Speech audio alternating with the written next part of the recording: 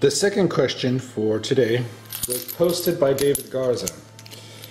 David wanted to have just a general direction rune reading. Basically what we call those is cast it to the Norns and let the Norns tell you what needs to happen. But generally, in my experience, these are some of the most powerful, as the most, shall we say, critical answer in that person's life is usually given. Well, critical in that point in time in their life is given. So, for this, we should cast it to the Norns.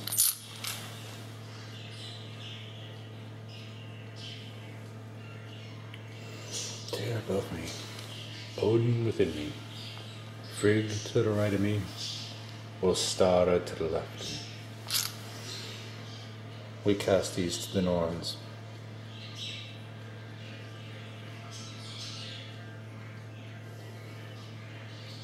Rune Reading light.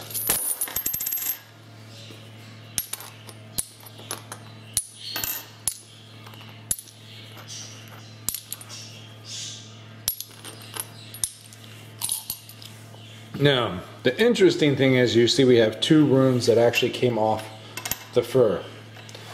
That means these are not part of the question at all. And if they came up, if we have a rune that landed up here closer to the person posing the question, then that one is actually taken off to the side and added at the end as a final outcome.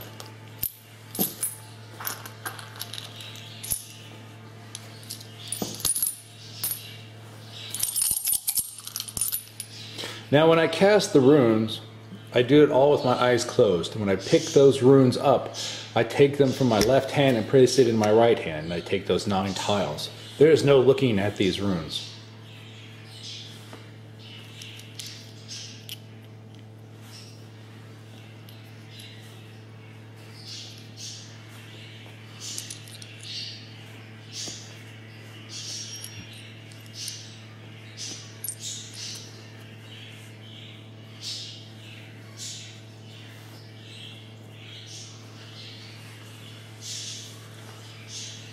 Again, as explained in the last video, there is no past and no future in runes. There is only memory, which this represents, action upon that memory, and the outcome of the action upon that memory. As we discussed earlier in the previous video, this is Asgard, the realm of spirit, the realm of the gods. This is Midgard, the realm of the present in the material, where we are living here, and this is Held, what you cannot see, the underworld. What do we have? The Norns are telling David Garza to one, be endurant. He has the strength to continue. He has the ability to march on, even though he feels in this time in his life that he is weak and that he does not have the strength to continue. He's been given a torch, Kenos. Torch allows him to see in the dark for a momentarily short time frame. Just as a normal torch would last only several hours, this rune represents illumination or information coming from the realm of spirit, since it is in Asgard, that will allow him to move on, to get out of the situation that he is in. This will allow him to take a journey, Readhold. This journey is going to lead him to finally understanding what he is, so he can harvest what he has planted. David has many, many talents, but David has an issue of doubting himself. When he stops doubting himself, he's going to be rock solid. But again, as remember from the last reading or any other previous reading, is Yara is, you harvest what you harvest, you store back a little bit so you can replant in the next year or the next cycle. But his cycle is ending for this point of self-torture, I would say. Othala. Othala is one of my favorite runes. Othala will sit there and represents the ancestors, the ancestral properties, ancestral lot. It represents everything that the ancestors are that have accumulated down to you. So as remember in the 13th warrior where he says, "Lo, do I see my people?"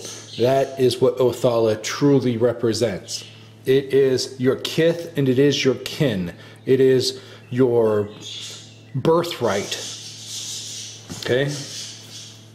Along with family and everything to do with family. Even close friends that you consider family fall under the benefits of Othala.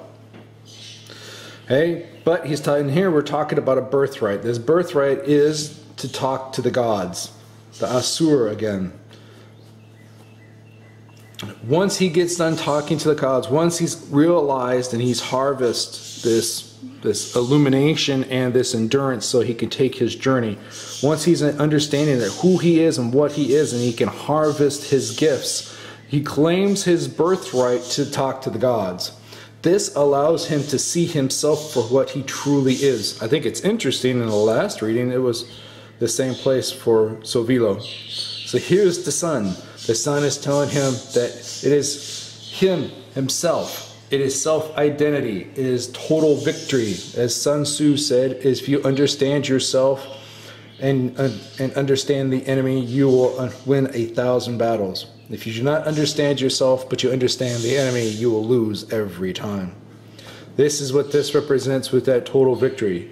Total victory within self-understanding. You know what you're capable of and know what you're not capable of.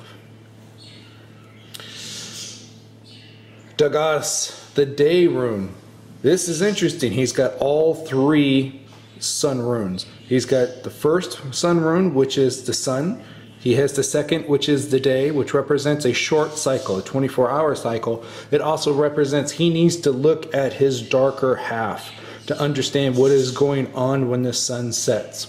As I like to tell people, Dagar tells us that we are generally daylight creatures. We go around and we do our thing during the day because we have vision, we can see. And when it comes to night, we're asleep. And we have no idea what goes on in the night. Dagar is telling us to sit there and look at our nightly cycle, to understand what is going on in our lives, what we cannot see.